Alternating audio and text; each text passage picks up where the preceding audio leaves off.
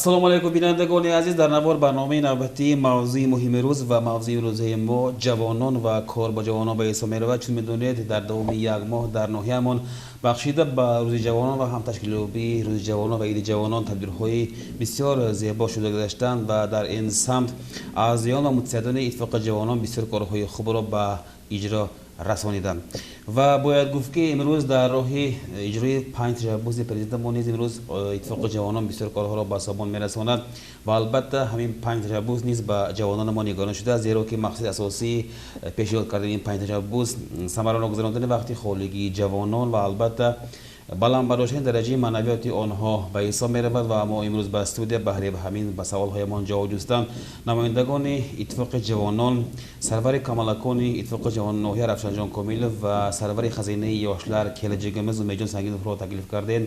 شما را به استودیو خوش آمدید میگم. من رفشنجان در دوام یک ماه قریب که در مرکز ناحیه‌مان در باغ استراحت و مدنیت تدبیرها بخشیده به عید جوانان و روز جوانان شده گذاشتند و البته در این ماه اشتراکی فعالانه تمام کارمندان و خادمان اتفاق جوانان را دیدیم. خود شما نیز واسه اجرا کردید و همه روزه گواه همون تدبیرها بودید. می‌خواستیم درباره همین تدبیرها چه خیلی ثمره داد این تدبیرها، عموما جشن روز جوانان در ناحیه‌مان چه خیلی گذشت می‌دونید که بعد باغ استراحت در محله‌ها نیز تدبیرها گذراندید. درباره همین اکسیاها جوانان را باید ما با کدام چیز رغبتناک سازیم که آنها خود دخالداری خود را به تقدیر وطن حس کنند. مرحمت. به همه ما معلوم که به قربی در دیورمان، در ناحیه‌مان، در ولایتمان روز جوانان خیلی زیبا پیشواز گرفته شد. با مناسبت روز جوانان در ناحیه ما هر روز در باغ استراحتی تدبیرها برگزار گردید شده گذشت. اکنون در این بعد از 30 میلیون در محل ها یعنی در محله ها روز جوانان کمالک با جوانان تشکیل کرده شده. مقصد از این برای وقت جوانان را پرمضمون تشکیل کرده شده. من در افشنجان دیدم که در همون تدبیرها شما البته بسیار اکسیه ها مسابقه گذراندید با هر یک اشتراکدار بهترین تحفه ها. یعنی من گفتنی هم که امروز با جوانان و رغبت کردن ها از جانب دولت عموما مبلغ یک چی میگوید دریغ روشن نمیشه. همین خیلی خود همین خیلی از طرف دولت هم از طرف حامیان هم از طرف حکومت ناحیه‌مان هم دستگیری کردن برای جوانان را رغبت کردن از با ما خیلی یاردم نزدیک رساندن.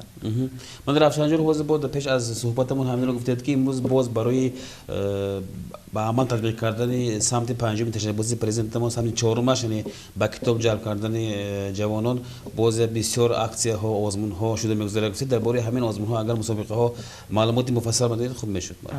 با همه ما معلوم از طرف سرور دولت ما با کتابخانه خیلی اعتبار کلان داده شدند. در نتیجه تشریف پرزیدنت ما به ولایت فرغانه ما همچنین وظیفه دار نمودند که در ولایت فرغانه آزمون های کتابخان محله و کتابخان عائله های جوان تشکیل کردن وظیفه دار کرده شده بود. به قربی هم در روزهای نزدیک در ماه ایون هر دو همین تدبیر گذرانده می شود. من به اهالی ناحیه ما مراجعه می کردم که به ملال در همین آزمون ها اشتراک کرده صاحب مکافات گردن. ترتیب مسابقه ها چه خیلی؟ ترتیب مسابقه ها از روی دو شرط گذرانده می شود. از یکمش نمایندگان ادبیات ازبکستان، دیگه‌اش نمایندگان ادبیات جهان کتاب ها داده می شود. درباره همون کتاب اشتراکچیان شرح می دهند. مثلا اوتکن کلنر عبدالله قادری اوتکن کلنر اثرش باشد درباره هوای کین استش اگه قهرمان های اساسی کتاب هم خیلی شرح داده غالب انخ کرده می شود و غالب در ناحیه جای یکم رو گرفته روانه ولایت می گردد. در ولایت از نام ناحیه سوخمان اشتراک میکنند. چه مکافات اندیشیده شده به هم غالبا؟ در تومان غالبا و 200 دانه کتاب و یک کتاب جوان کتاب تقدیم کرده میشد. در ولایتنده آزمون ولایتنده تا 10 میلیون غالب شوند 10 میلیون سوم. عموما طلبگارا پیدا شدن یا نه در ناحیه ما؟ حاضر موجود طلبگارا حاضر بازم اگر اشتراکچی ها باشن عریضه های خود را به ما مراجعت کرده سپردنشان ممکن. من در افسانجا وضع چون گفته میرون خود شما در همون تدبیرهای اتفاق جهان بیا مستقیم چون یک اشتراک نماینده فعال اشتراک میکنید با فکر شما برای باز هم جانو کردن کارها در اتفاق جوانان در عموما در شعبه سکتور شما یعنی کمال کن باز کدام کارها رو با اجرا باید رسونیم باز به همه ما معلوم در تومن ما برای باشگاه جوانان دم گرفتن لاگرها آرامگاه ها موجود نیست برای همین برای باز جوانان رو با وقتشون رو مضمون تشکیل کردن لایحه ها کار کرده برامسیم به قرب همون لایحه ها ما با عمل تطبیق کرده می شود اتوبوس قونا گفتگی شبقوار اتوبوس گفتگی باید سرداری تومن موقته هر یک محله ها سیرگشت تشکیل کرده وقت جوانان رو مضمون تشکیل میکنه با جای تاریخی نوحه ما سیاحت تشکیل کرده در راه شناخت تاریخی خود البته اسم میگذارید عموما بر چه نقشه ها دارید در نظر تو بغیر از همین لایحه ها بغیر از این بقربه در سال خونیش نو سایلو سردارا گذرانده می شود انتخابات سردارا یعنی این سردارای فعال را به تومن سردار کرده به ناحیه سردار تعیین کرده میگیریم اگر تومننده نقص فعالیت برند ولایت به سردار شده بازم فعالیت وسیع‌تر می شود از جمله پارسال سردار تومن ما جواهر سراج‌الدینов نقص فعالیت برده این وقتنده سردار تمام ولایت فرغانه حساب می شود. من رفسنجان رحمت میدونیم که این سال با عموما خوانندگان مکتب ها با خطاب کنندگانی که مکتب رو ختم کردند دادن مدال های طلا برای مونده شد از نوحه ما نیز هستن همین نماینده ها از نوحه ما موجود همون حاضر گفته گذشتگی سردار ما سراج‌الدینов جواهر بازم یک چند سردار ما مدال طلا مدال و گرفتن چه خیلی امتیاز ها داره برای تحصیل مکتب اول در اومدن اگه امتیاز دارد یا نه امتیاز موجود نیست لیکن در اتفاق جوانان هم خیلی امتیاز هست برای مکتب اولی در اومدن تنلو تشکیل کرده شده آزمون تشکیل شده اگر همون آزموننده فقط همون اتفاق جوانان سوال ها داده می شود اگر در نوحه جوی یکم رو گیرد در ولایت جوی یکم رو گیرند به امتحان و دانشگاه ها در اومدن امکانیتش موجود فقط برای این سردار شدن لازم است رحمت رفسنجان می‌دونیم که همین جوانان نوحه ما نیز امروز از هم تمام امتیازهای برایشان فراهم آورده استفاده برده حس دخالداری خود نسبت تقدیر وطن البته بسیار حس می‌کنند و همچون جوانان پیشقدم وطن شده به پایان میرسه از نوحه نسبت به نام سال به پایه‌های بلند میبردند رحمت و جو می‌دونیم که با تشکیل شدن خزینه یوشر گلجک باز وقت زیاد نشده است لیکن چون خود شما پیش از صحبتمون گفتید امروز با جوانانمون زیاد میلیارد سوم ها داده شد طریق کریدیت امتیاز و آنها کار تدبیرکاری خود را سر کردند عموما نتیجه های سال 2018 هم چه بودند در حیات خزینه یوشر گلجک از طرف محترم پرزیدنت ما 2018 سال 27 ایون یوشlar geleceğimiz davlat dasturu قابل کشیدگی همون davlat dasturu با اساساً 2018 سال سوخت ما 2 میلیارد 567 میلیون سوم مبلغ جدو کشیدگی از این منزل روی خط با اساساً 14 تا لایحه بویچه ما 1 میلیارد 56 میلیون مبلغ جدو کشیدیم و همین سوم عوضش با 67 تا جوی کار نو تشکیل کردیم یعنی مقصد اساسی دست همین دادن کریدیت امتیاز تشکیل کردن جوی کارهای نو اساساً جوی کار نو تشکیل کردن کار نو من 2019 سالانده 45 تا لایحه ما 9 میلیارد منزل روی خط تصدیق کننده اگر ما همین 2019 سال 9 میلیارد سوم داده شویم دسته سه جوی کار نو تشکیل میکنیم من توانم روزه 2019 سالانده 14 تا لایحه بویچه 1 میلیارد 414 میلیون مبلغ جدو کردیم یعنی نسبتا 2018 سال با نقص بلند و مفوض ما پیشرو حیات من یوشو 18 ساله تا 30 ساله یوشو باشن بیان من یوشلا کلیز جمعار ما مراجعت کنن لایحه نقضشون لایحه تطبیق میکنه حیاتنا تطبیق میکنه لایحهشون باشه یاردم میکنم برای بیزنس ریجوشون برای سوها همین تدبیرکاری یاردم میکنم البته میجای امروز از جانب پرزیدنت ما عموما از جانب حکومت ما با جوانان بسیار دقت اعتبار کانال میشه چون که جوانان آینده دولت ما باعث میره میخواستیم با همون جوانان با اونهایی که حالا ما رو تماشا کردن درباره دادن ترتیب کردیت مدتش چه خیلی حجت کردن در کار چه خیلی طلبات گذاشته میشه نزد اونها چه خیلی امتیازها دارد برای های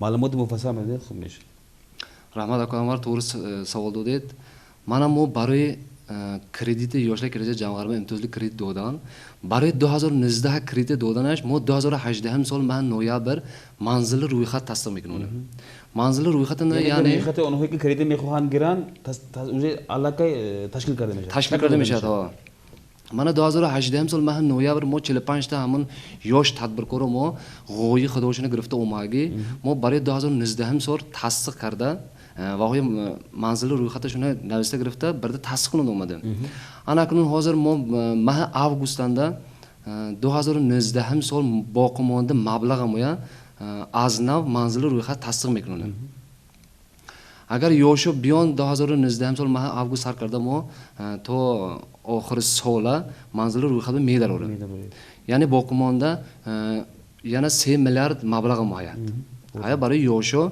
میتیم کردیت برای گرفتن حجت یکم اوچر ما پاسپورت کپیشون کردی نسخه پاسپورتشون کردی بیزنس ریجیوشون گرفته بیان ما نسبتا بیزنس ریجیو نسبتا دیده جوهاشون رفته میبینیم برای طلبات همون چیز کردن همون و تشکیل کردن جواب داد و منزل روی خط در آوردن ما ریسپوبلیکا گسیل میکنیم مقدار کردیت چقدر میشه مقدار کردیت 30 میلیون سر کرده تا 2 میلیارد از 2 میلیارد تا اولا زویتاش ازبکستان ریسپوبلیکاسی پرزیدنت قاشدagi لایحه ملی اگنتلیگی از طرفش تصدیق کرده میشه از 2 میلیارد تا 4 میلیارد لیکن تا 2 میلیارد خدمو دامجه کرده فویدش چقدر مثلا اگه اون کفاله بود شخص از طرف شخص این کفالت کرده میشه میدونی کردیت ما 7% بده 7% فویزش یک سال امتیازش هست یعنی 12 ماه فقط پرسنت کردیت میتین و 5 سال مجال کردی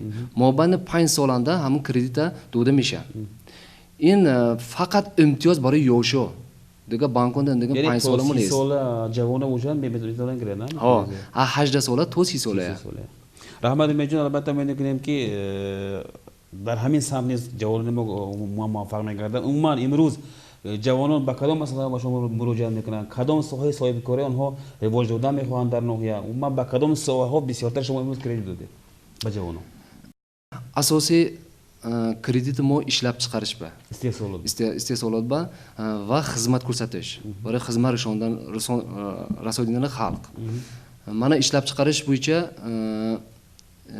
900 million kredit o'dim mo bu hozir olmasaga talabgori tadbirkor yosh tadbirkor mo بسیار ishlab chiqarish ba qiziqmish ka olmasan کدام مسئله برای استحصال کردن عموما non barobardan qandolatchilikka rivojlanish kanondan chorvachilik issiqxona ya'ni garimxona mana میجون با قریب در کالج محلی گلستان تدبیر شده خودش ما بیوسته شروع کرده در همونجا دیدیم که جوانان ما از کریدیت های گرفتگیشون بسیار با ثمرانه استفاده بردن من پلیت که استفاده میکنن نون استفاده کردن سودان من دوزندگان مسائل خود اشتراک کردن باز همین دوام دادن ممکنه کاره خدا خالصا من با ریجه که استودیم ماه آگوستاندا ما تدبیرکاری 2018 سال 2019 سال سوی یاشلار کلیزا جامعه گرفتگی مبلغ گرفتگی و یا مرد دیگه انام دیگه تدبیرکاری جام کننده savdo yarmarka tashkil kalonka savdo yarmarka tashkil میکنیم و از طرف یاشلار کلیزا جامعه توفاها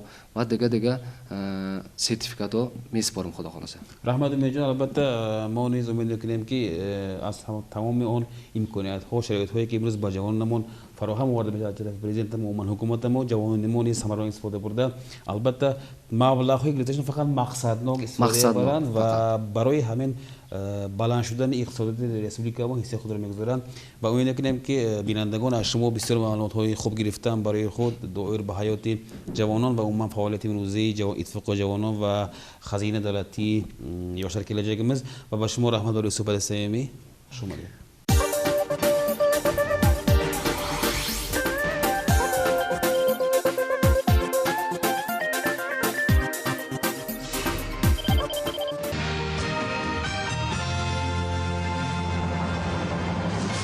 السلام علیکم. در نوار با خبر و رویدادهای آخرین روز بخش اخبار تلویزیونی سوخ در استودیو با شما جهانگیر صابرف.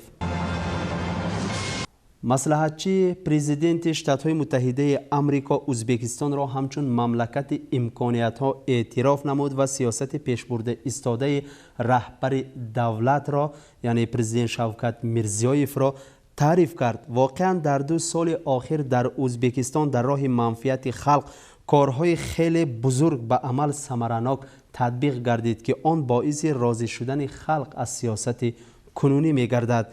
باز یک خبر مهم در شهر تاشکند یعنی در پایتخت کشور جمع‌آمد پارتی دموکراتی ملی تکلانیش برگزار گردید و در آن یک قطار مسئله ها مورد محاکمه قرار گرفت و قید گردید که اکنون دپوتات را که فعال نیست وظیفه های در دایره وکالتش بوده را اجرا نمی کند از فعالیت دور کردن لازم است. اگر دپوتات فعال باشد معماهای خلق حل می شود و مملکت رو به ترقی می نهد گفتند در جمع‌آمد. واقعا گذرانیدن قبول سیار نیز در حل بعضی از مشکل‌های مردم عامل مهم می گردد. قبول نوبتی در ناحیه ما امروز در جمعی شهروندان محله هوشیار شده گذشت و آن خیلی طول کشید، با بحث و مناظره شده گذشت و مردم اساساً معمای راه را می گفتند. در قبول سیار زیاده از 40 نفر شهروندان اشتراک کردند و آنها اساساً با معماهای وابسته به راه، سرحد، قوه برق و گاز طبیعی، گرفتن کردیت امتیازناک، آب و جای کاری دائمی به رهبر ناحیه و سکتور مراجعت کردند. ناگفته نماند که دهه هوشیار در حدود سکتور سوم جایگیر شده، رهبری آن در ذمه سرور شعبه کارهای داخلی می باشد.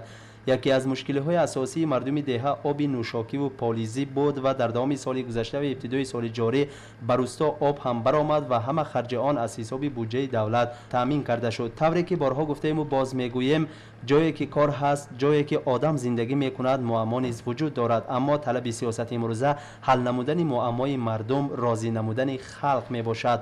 تا معما هست خلق فراوان حیات به سر نمیبرد. اخراج شدن در کار است که اکثریت کوچه های داخلی محله هوشیار به طلب جواب نمیدهد و محتاج تعمیر است. در قبول سیار اهالی این روستا طلب نمودند که کوچه های محله آنها نیز اسفالت پوش کرده شود، زیرا در فصل زمستان در کوچه های داخلی ده راهروی بچه های خردسال خیلی مشکل است. مردم هوشیار از قدیم با مهنت دوستی، اهلی و اتفاقی نام برآوردند که این خصلت نجیب آنها شاه، شاعر، سرکرده میرزا بابور را نیز مات و محبوس ساخته است که این از منبع و دیگر روایت های تاریخی به هر یکی ما معلوم است. اگر آبادسازی دهه مذکور را آغاز کنند خلق نیز تماشابین نخواهد شد. از یک گریبان سر برآورده کمک میرسانیم گفتن آنها. به دهه ما نیز آمدن دستور قشلاق آباد را ما هم به صبرانه انتظار میکشیم گفتند. نسبت طلب و تکلیف اهالی رهبران مسئول نیز جواب خیش را بیان کردند و طوری که ذکر گردید یگان مراجعت از نظر و اعتبار آنها دور نخواهد ماند و هر یک تکلیف و درخواست در دایره قانون حل کرده می شود. یک نفر ساکن محله انیقترش افتخار دهه مذکور موسفید 91 ساله بیگلی بالتایف تا حال پاسپورت شهروندی نداشت و اهل ده نیز خواهش آن را دارند که به استاد دوراندیش در دایره قانون پاسپورت شهروندی داده شود. ما نیز خبر داریم که دایر به این مسئله شعبه میز پاسپورتی و دیگر رهبران مسئول بی‌فرق نیستند و امید داریم که در قطار دیگران به استاد بیگل بالتایف نیز روزهای نزدیک پاسپورت شهروندی داده می شود. با همین قبول سیار به پایان رسید. در ازبکستان بانک تجارتی جوانان تشکیل کرده می شود. مقصد از تشکیل بانک جوانان دستگیری نمودن و به عمل برآوردن غایه های اینوواسیونی و تشبس های جوانان می باشد. در این باره لایحه قرار دیوان وزیران مورد کارکرد قرار دارد. مدت اجرا سال 2020 می باشد. اجراچیان مسئول بانک مرکزی، وزارت عدلیه و مالیه و اتفاق جوانان ازبکستان. خلاصه می توان گفت که در ازبکستان دیگرگونی های کلی به عمل آمده ایستادند و البته همه آن اصلاحات هایی که به عمل آمده ایستادند برای منفعت مردم است، برای آبادی دیار می باشد. دستور آباد قشلاق، در دایره این دستور خبر دارید سال گذشته 3-4 محله ناحیه سوخ نیز آباد گردیده، در نتیجه آن مشکلی های مردم حل خود را یافته بود. در سال 2019 هم باشد مردم دستور آباد قشلاق را منتظر بودند و نهایت این دستور به محله های دوردست ناحیه آمده رسید. محله غزناب نیز در سال 2019 هم به دستور قشلاق آباد داخل شده بود و از امروز این دستور کاری خود را آغاز کرد. حالا در همین خصوص مورد اعتراف و افتخار است که قبول دستور دولتی دهات آباد به حیات مردم دوردستترین و زیباترین کهندیار وطن سوخ بهشت‌آسا فیض و تراوت دیگر بخشید. در نتیجه کارهای بنیادکاری و آبادسازی در اکثر محله‌های ناحیه سوخ اوج گرفتند. مردم ناحیه از سیاست عادلانه و خلق‌پرورانه رهبر دولت شوکت میرزیویف خیلی خوشحال بوده امروز در رشد ساحه‌های مختلف به واسطه سهمی ارزنده گذاشته می‌آیند.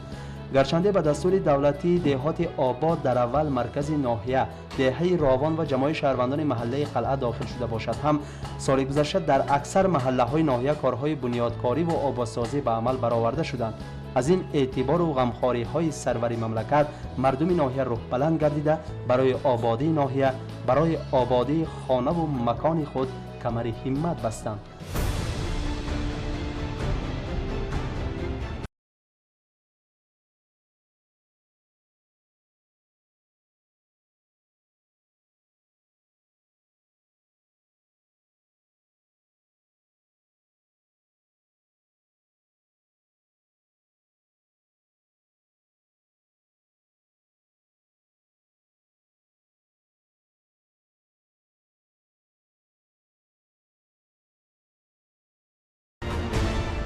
سالهاست که هم مردم هم باغ و کشتزارهای ناحیه از تنقیصی آب اذیت می‌کشیدند. در دام سال گذشته به 14 عدد دهات ناحیه 11 و از 10 کیلومتر قبور آب نوشاکی کشیده شده، 6 عدد قدوق تعمیر گردید، 5 عدد نساس نو به کار درآمد. همزمان در دایره دستور دهات آباد در محله‌های راوان و قلعه به مسافه 2 کیلومتر قبورهای آب خوابانیده شد. در نتیجه امروز نشانداد تامینات اهالی با آب به 80% رسید. به خاندان‌های مردم دهات آب آمد. از این جهت در دل و دیده مردم برق رضاییت از حیات می‌درخشد. در ناحیه معمای تامینات قوه برق نیز برهم یافته ایستاده است. در ظلمت شب دیگر خاموش شدن قوه برقی به نظر نمی‌رسد. در محله‌های ناحیه طرف شماره کوچه‌های تنگ و تار و چنگ و لایه‌آلود کم می‌گردند. راه‌های اساسی نیز وسیع کرده و اسفالت پوش کرده می‌شوند. مرکز ناحیه تماماً دیگر می‌گردد. بازار مرکزی از نو بنیاد کرده می‌شود. یعنی این معنای آن را دارد که سوخ در آینده خیلی نزدیک رو به ترقی می‌آورد. یکی از محله‌های دوردست ناحیه سوخ غزناب به شمار می‌رود و در سال 2019 هم به دستور دهات آباد داخل گردیده بود. غزنابیان بی‌صبرانه انتظار بودند که در دایره دستور کارهای آبادسازی در دهه‌شان کی آغاز می‌یابد. من نهایت آغاز یافت. به همین خاطر امروز مردم دهه قربانی کردند و در سر آن نیت‌های نیک کرده ذکر نمودند که رهبر دولت منفعت خلق را از هر چیز بالا گذاشت و خصوصا اعتبار به ناحیه سوخ خیلی کلان است. ما از آن خرسندیم که دهه دوردست ما نیز از نظر و اعتبار دولت دور نماند و امروز در دهه ما نسیم فارم دستور دهات آباد می‌وزد. خلاصه کارهای آبادسازی آغاز یافتند و شما را منتظم از جریان آن خبردار خواهیم کرد. و در آمد گپ همین را گفتن نیز لازم است که در اصل معنای لغوی سوخ زیبایی و درخشیدن است. میتوان گفت که هر یک اصلاحات های به عمل تطبیق گردیده ایستاده امروزها در زیباترین کهندیار وطن سوخ بهشت‌آسا ثمره خود را میدهد و در نتیجه قناعتمندی از حیات در چهره هر یک نفر فرد سوخ ظاهر میگردد. حیات زیبا، زندگانی فراوان به هر یک خاندان مردم سوخ وارد میگردد. همه این از یک حقیقت درک میدهد: در مملکتمان در راه اعزاز فرزند آدم، بلند برداشتن قدر و منزلت حضرت انسان، خاصه حل نمودن معماهای مردم دهات، ساختار به خود خاص مکانیزم یگانه امروز در حیات کاملیت خود را ثابت می نماید. این هم باشد خلق سوخ را سوی مقصدهای نجیب راهنمون می سازد. واقعا با برابر آباد گشتن کوچه و گذرها امروزها روزگار مردم نیست، حیات خلق نیز آباد می‌گردد، فراوان می‌گردد. زیرا مقصد اساسی سیاست کنونی نیز همین است.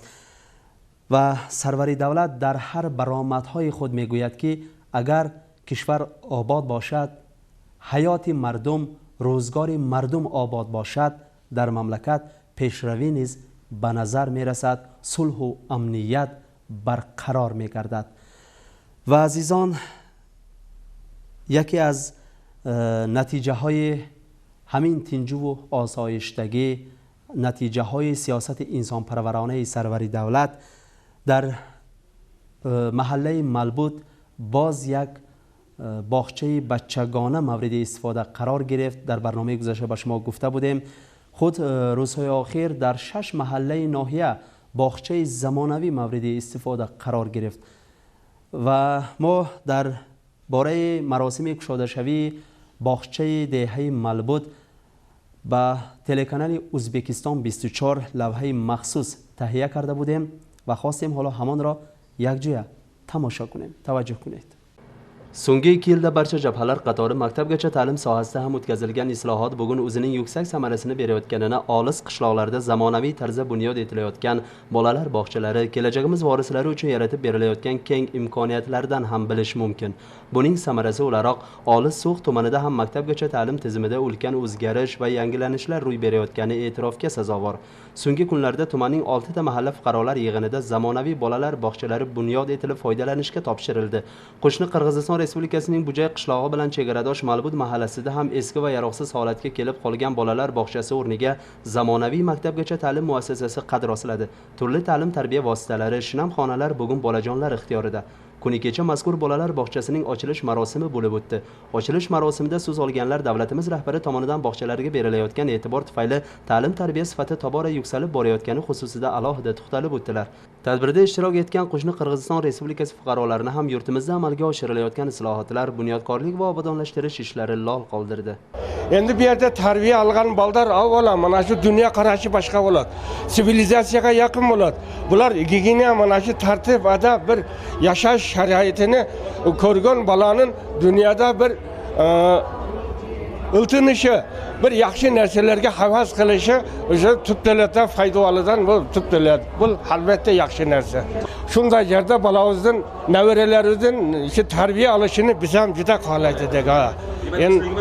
Shuga endi hozir ruxsat berishyapti. Kelaversin deyapti. Xudo xolasa beramiz. Dar haqiqat bugun maktabgacha ta'lim muassasalarida o'zaro hamjihat va uyg'un faoliyat olib borish uchun barcha shart-sharoit yaratilmoqda. Bu kabi zamonaviy, barcha qulayliklarga ega bog'chalardan kelajakda vatan ravnaqiga ulkan hissa qo'sha oladigan buyuk insonlar yetishib chiqsa ne ajab.